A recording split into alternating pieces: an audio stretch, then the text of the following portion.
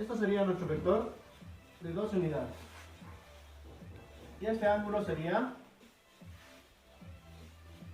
30 grados, lo que dice, ¿no? El problema. Esa sería la gráfica.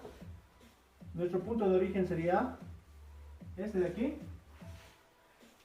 Más o menos así la gráfica, ¿no? Tal vez un poquito más podríamos añadir aquí. Muy bien, esa sería nuestra gráfica. Lo siguiente que debemos hacer es hacer las líneas segmentadas usando esto chicométrico. En este caso yo no lo cuento, pero vamos a hacer a mano alzada.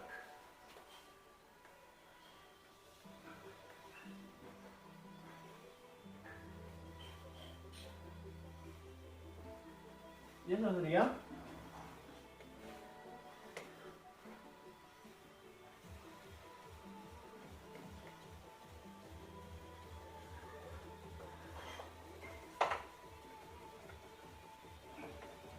más o menos formaría una gráfica así. Estamos haciendo a mano alzada. Sin embargo, el vector resultante sería la intersección del origen con la intersección de las líneas segmentadas.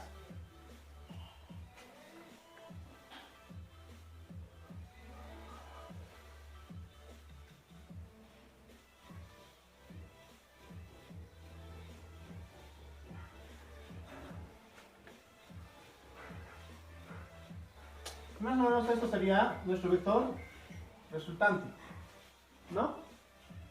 En todo caso, si se han dado cuenta, este triángulo, vamos a pintar el triángulo como solemos hacer.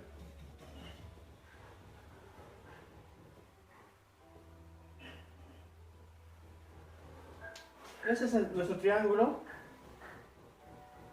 que obviamente aquí también sería 2 unidades, ¿no? Lo primero que hacemos es averiguar el ángulo interno del triángulo. Para eso, como hicimos en el anterior ejemplo, trazamos una recta y obviamente si esto es 30, aquí también se repite el ángulo de 30 grados. Hacemos una pequeña deducción, sabiendo que una recta siempre va a tener 180 grados. Entonces hacemos una resta, 180 grados menos 30 grados nos va a dar, ¿sí? Rápidamente, la respuesta es 150 grados. Eso significa que internamente esto tiene 150 grados. 150 grados más 30 grados me da 180 grados. Entonces, de esa manera se averigua el ángulo interno del triángulo. Eso es muy importante en este tipo de ejercicios, nos ayuda mucho.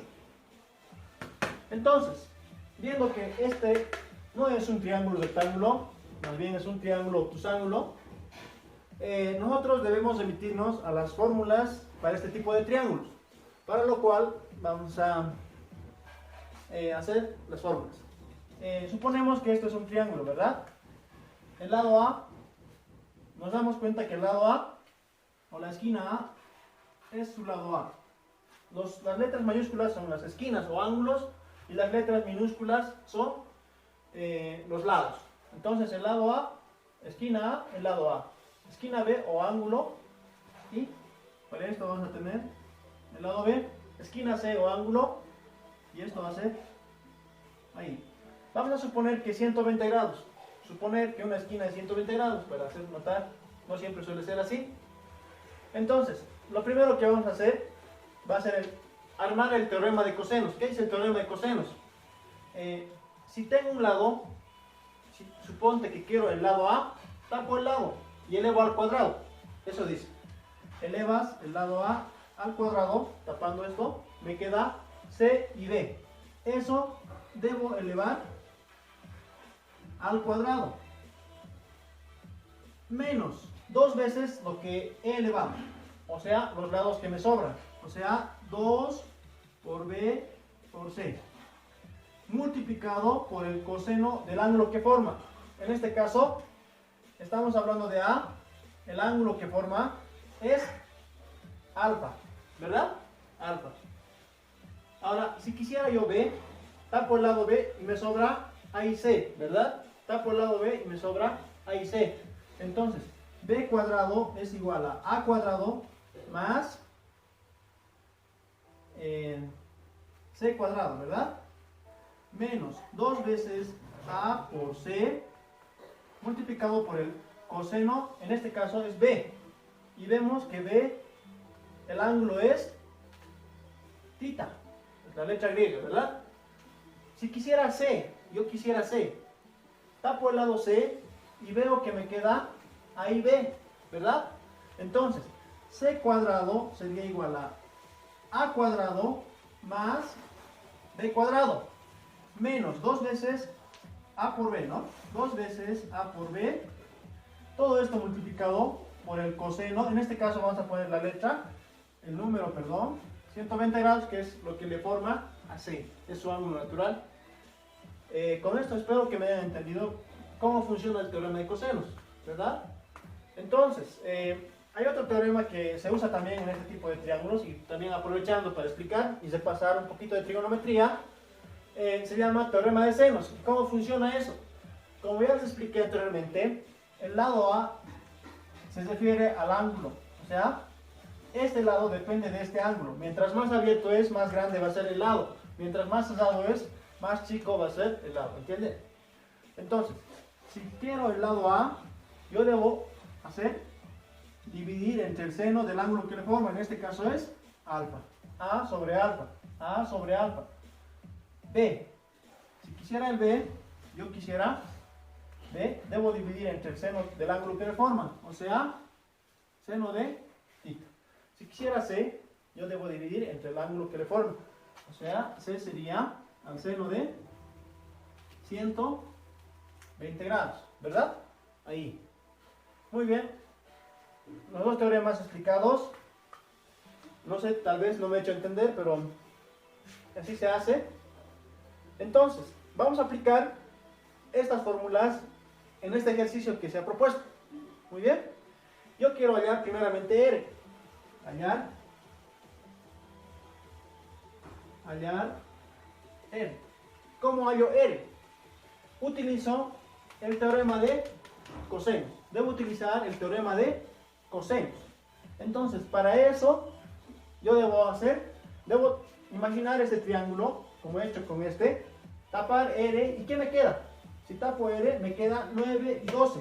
Tapo R, me queda 9 y 12. Entonces, elevo al cuadrado. R al cuadrado va a ser igual a los dos lados, ¿no? 9 al cuadrado más 2 al cuadrado. Menos 2 veces el lado, ¿no? 2 veces 9 por 12, ¿verdad? Multiplicado por el coseno que forma R. ¿Cuánto le forma R? Si se han dado cuenta, la respuesta es coseno de 150 grados. Obviamente, el ángulo. Pero, como está al cuadrado, podemos hacer miembro a miembro raíz. Y se va la raíz para la resultante. Pero nos queda la raíz cuadrada para todo este término. Vamos a la máquina de calcular. Introducimos raíz cuadrada, 9 al cuadrado, más 12 al cuadrado, menos 2 por 9 por 12, por el coseno de 150. Y la respuesta es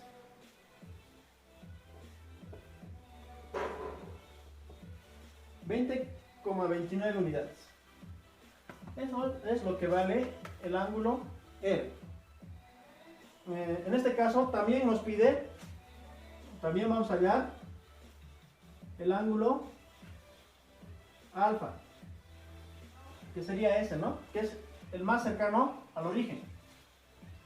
Entonces, para hallar el ángulo alfa generalmente se usa el teorema de senos. ¿Qué dice el teorema de senos en este triángulo? Vamos a empezar por 9. El lado 9, que es este de aquí, sería al ángulo tita, le vamos a poner. 9 es al ángulo tita, entonces seno de tita. El lado 12, que es este de aquí, va a ser al ángulo alfa. Entonces va a ser seno de alfa, ¿no? Aplicando, ¿no? Aplicando. Y la resultante que tenemos, el dato es 20.29. La resultante es 20,29 sobre el seno de ¿qué? El seno de, el ángulo que le forma es seno de 150 grados. Hemos armado el teorema de senos con los tres lados y los tres ángulos. Pero nosotros buscamos alfa, no buscamos tita. Buscamos el ángulo que está cercano al origen. Entonces, nosotros vamos a escoger, lo voy a marcar, esos dos, debo escoger esos dos de los tres. Yo escojo este dato, ¿por qué? Porque tengo el número o el dato físico, numérico, y escojo esto, ¿por qué? Porque estoy buscando alfa. Por esa razón escojo esos dos. Entonces, como ya tengo eso, ese término está dividiendo los dos, lo paso a multiplicar ambos al mismo tiempo. Eso significa 12 que multiplica al seno de 150 es igual a 20,29 por el seno de alfa. Muy bien, ahí tenemos. Entonces, necesito yo alfa. Necesito alfa.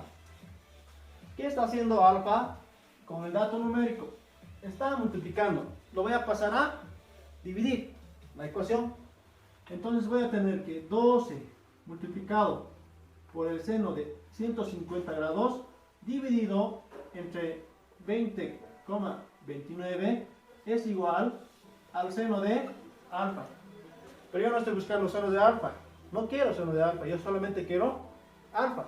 Entonces, está como función, para pasar a este otro lado de la ecuación, yo debo pasar como su función inversa. Entonces, esto va a ser la función inversa 12 multiplicado por el seno de 150 grados. Todo esto dividido entre 20,29 va a ser igual a alfa. Y al final voy a tener que alfa va a ser igual a, aplicamos o introducimos lo que está en la máquina de calcular. Ponemos 12 por seno de 150